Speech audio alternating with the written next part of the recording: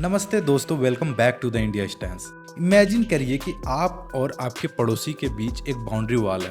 पिछले 200 साल से वो वॉल वहीं पर है, बस निशान थोड़े मिट गए। आप कहते हो वो वॉल आपकी जमीन पर है, वो कहता है उसकी जमीन पर है। लेकिन क्या हो अगर एक दिन आपका पड़ोसी अचानक आकर कहे, भाई सिर्फ तुमने नहीं, मैंने भी तुम्हारी जमीन पर कब्जा कर रखा है। और उसके बाद वो बोले, एक काम करते हैं, जिसने 200 साल पहले ये दीवार बनाई उसको बाहर से बुला लेते हैं फैसला करने के लिए, और वही साबित करेगा कि सही चीज क्या है। सुनकर अजीब लगता है ना, लेकिन मई 2026 के आखिरी हफ्ते में इंडिया और नेपाल के बीच एग्जैक्टली यही हुआ है। नेपाल के नए प्रधानमंत्री बलेन शाह ने वहां पर पार्लियामेंट में एक ऐसी स्टेटमेंट दे दी है जिसने पूरे काठमांडू से लेकर न्यू दिल्ली तक पॉलिटिकल भूचाल ला दिया है। आज हम समझेंगे कि आखिर नेपाल चाहता क्या है और ये नया बॉर्डर चाउस इंडिया के लिए इतना डेंजरस क्यों हो सकता है। हवा में बातें नहीं करते, सीधा एविडेंस देखते हैं। स्क्रीन पर देखिए टाइम्स ऑफ इंडिया और इंडियन एक्सप्रेस की ये रिसेंट हेडलाइन। 31 मई को नेपाल की पार्लियामेंट में सेशन चल रहा था। सीपीएन यूएमएल एमपी पद्मा आर्यल ने जब बॉर्डर डिस्प्यूट पर सवाल पूछा तो पीएम बलेन शाह ने एक ऐसी लाइन बोली जिसने उन्हीं की अपोजिशन पार्टी को आग बबूला कर दिया।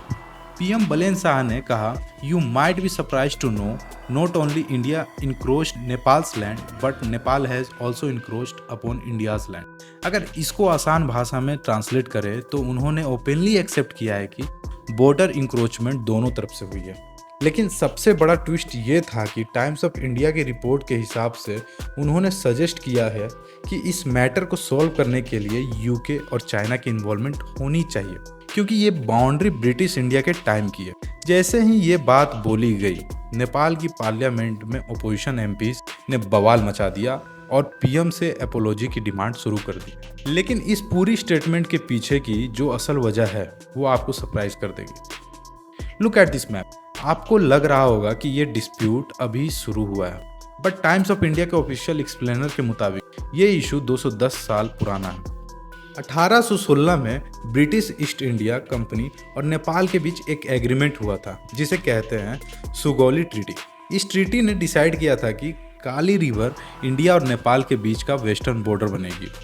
इसको एक सिंपल एनालॉजी से समझिए। मान लीजिए आप और आपका दोस्त एक नदी को बाउंड्री मानते हैं, लेकिन उस नदी के दो अलग अलग स्ट्रीम्स हैं जो आगे जाकर मिलती हैं। इंडिया कहता है कि नदी यहाँ से शुरू होती है, जिससे काला पानी और लिपू लेक इंडिया के पास आते हैं। नेपाल कहता है कि नदी लिम्पियाधुरा से शुरू होती है, जिससे वो ज़मीन उनकी हो जाती है। दोनों कंट्रीज 1816 की उस ट्रीटी को अपने अपने तरीके से इंटरप्रेट करती हैं। और अब पीएम बलेन शाह कह रहे हैं कि क्योंकि ये ट्रीटी ब्रिटिशर्स ने बनाई थी तो उन्हीं को वापस लाकर इसका सेटलमेंट करो।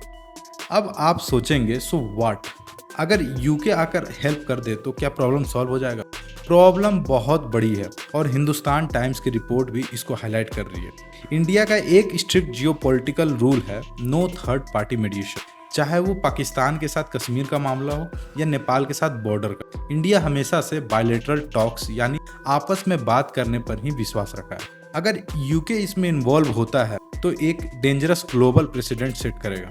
दूसरी तरफ ये disputed area Lipu lake pass strategic point of view से बहुत क्रिटिकल है, क्योंकि ये डायरेक्टली चाइना जो तिब्बत पार्ट है उसको कनेक्ट करता है। जब नेपाल ऐसी स्टेटमेंट देता है और चाइना या यूके जैसी इंटरनेशनल पावर्स को इनवाइट करता है तो इसका फायदा इनडायरेक्टली उन पावर्स को मिलता है जो इस रीजन को डिस्टेबलाइज रखना चाहती हैं। तो समरी ये है दोस्तों, जैसे आपने पड़ोसी के साथ दीवार के झगड़े में किसी बाहर वाले को लाकर सिर्फ पॉलिटिक्स को और कॉम्प्लेक्स बनाना है, वैसे ही 200 साल पुराने ट्रीटीज के लिए आज यूके को इन्वॉल्व करना सॉल्यूशन नहीं, एक मैसिव एस्केलेशन है। बाद में नेपाल की फॉरेन मिनिस्टर ने कवर अप करने के लिए इंडिया टुडे की रिपोर्ट के अकॉर्डिंग क्लैरिफिकेशन दिया है कि नो मैंस लैंड और किसान की क्रॉस बॉर्डरिंग फार्मिंग की बात कर रहे हैं। लेकिन उनकी पहली स्टेटमेंट ही हिमालय की जियोपॉलिटिक्स में आग जरूर डाल दी है। अब मैं आपसे पूछना चाहता हूँ, क्या आपको लगता है कि नेपाल का बॉर्डर इशू सोल्व करने के लिए यूके जैसी वेस्टर्न पावर्स को इन्वॉल्व करना एक डिप्लोमेटिक मास्टर स्ट्रोक है, या ये इंडिया और नेपाल के हिस्टोरिकल रिश्तों के लिए एक मैसिव मिस्टेक है? नीचे कमेंट्स में मुझे अपना स्टैंस बताइए। वीडियो इंफॉर्मेटिव लगी हो तो लाइक करें और द इंडिया स्टैंस को सब्सक्राइब करें। जय हिंद।